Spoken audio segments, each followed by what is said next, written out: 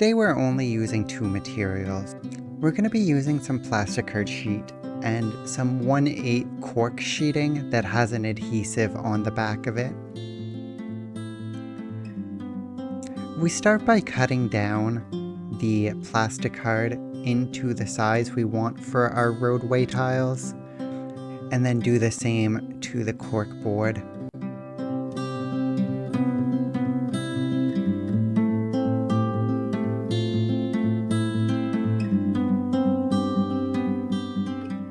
When cutting the cork board, we are aiming to have the length of it match up to the tile. We want the width to be slightly under the width of the roadway. This is so that each tile has a bit of shoulder and side of the road. With those cut, I peel off the back of the adhesive layer a bit and start tearing up the cork board. This is just so none of the sides of the road have a straight edge. I wanted these to be pretty wrecked and worn out roads, so you don't want a sharp edge at the sides. Once each side is torn up, I just start tearing them into pieces and sticking it on the plastic card, being sure to leave some space between each piece so it looks like the road has fallen apart.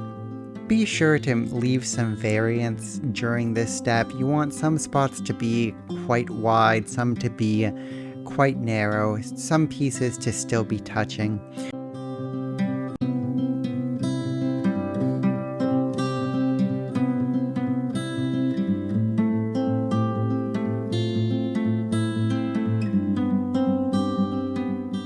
To seal this all in and add some texture, I'm making some texture paste with modge podge, baking powder, black acrylic paint, and I decided later during mixing this I wanted a bit more texture variance, so I also put some of my sand mixture into this.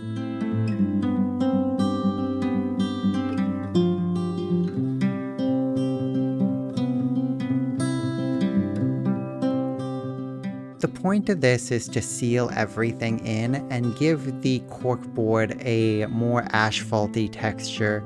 You want to get this pretty much everywhere, being careful to get it all over the piece. Any missed parts will remain unsealed and make the tile not last as long, so you want to get it in every nook and cranny.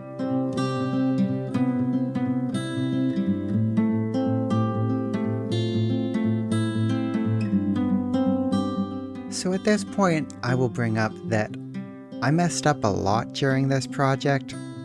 I did a lot of redundant steps that I didn't want to do and messed up the paint a few times. I ended up leaving a lot of that footage in simply to show that I mess up a lot. Like, if you start a project and it doesn't turn out the way that you want it to turn out, give it a bit, try again. Like, most of the time you can recover the majority of your work, so don't give up right away. Just take a breather and leave. With these white stripes, I tried to use my airbrush first and I was not liking it. I think I actually gave up midway through doing it on the second tile here, and I ended up coming back through with a brush and doing it a bit nicer.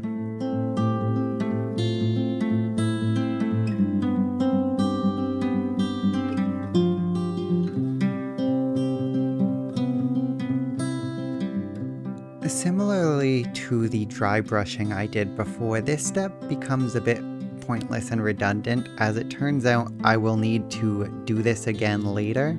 And that is due to when I put down the dirt, I'm not careful enough with it, so it goes kind of everywhere and in places I don't want it to be, so I have to redo a lot of the painting.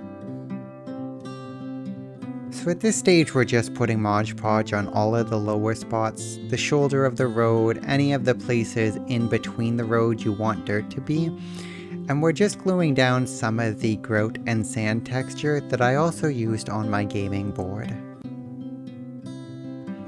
This is what I mean about not being careful. It got everywhere, and by the time it dried, everything was a bit too dusty for my liking. You can see me here kind of using water to try and clean away some of it, but even this effort was not enough. So, once again, I just come through with some black acrylic paint. I wanted to keep some of that dirty texture, so it's pretty watered down, this paint, and I'm being careful not to go all the way to the edge of each of these asphalt pieces, just to keep some of that dirt and grime up on the road top.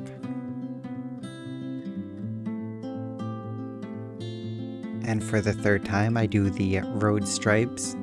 This is the last time I did the road stripe. I wasn't completely happy with how they turned out, but at this point I was just like, they can stay like this.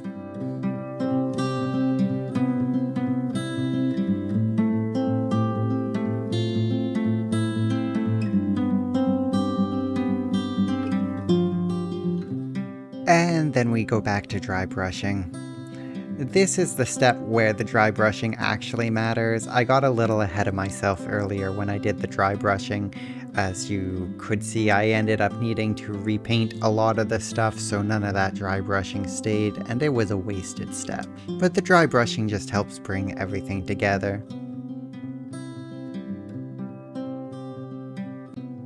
Once the dry brushing is finished and your piece is dry once again, we're just using Mod Podge to glue down an initial layer of bright green grass. This is going to be the same combination of grass that I used on my board as well.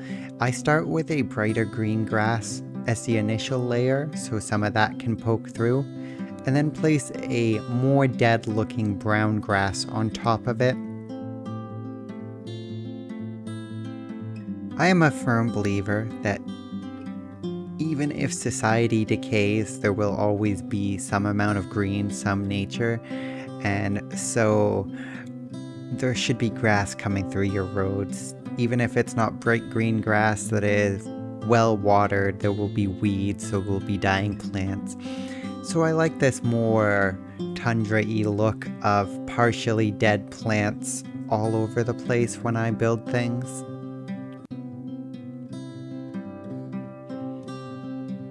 So we just dump the more dead grass right on top of the green after applying some more glue and shake the excess into the bag.